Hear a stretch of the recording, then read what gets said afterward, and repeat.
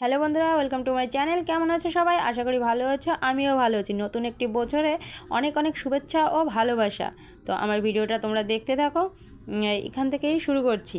তো আমরা 31st নাইটে সবাই মিলে একটু প্ল্যান করলাম যে একটু পিকনিক করা যেতেই পারে। সবাই যেহেতু চারিদিকে করছে, তো আমাদের কোনো প্ল্যান ছিল না যে আমরা আজকে করব পিকনিকটা। আমরা ভেবেছিলাম পরের দিন করব, তো তাও আমরা দেখলাম যে একেবারেই করব না, তো সবাই মিলে একটু করি। তো ছোট্ট একটু আয়োজন করেছিলাম।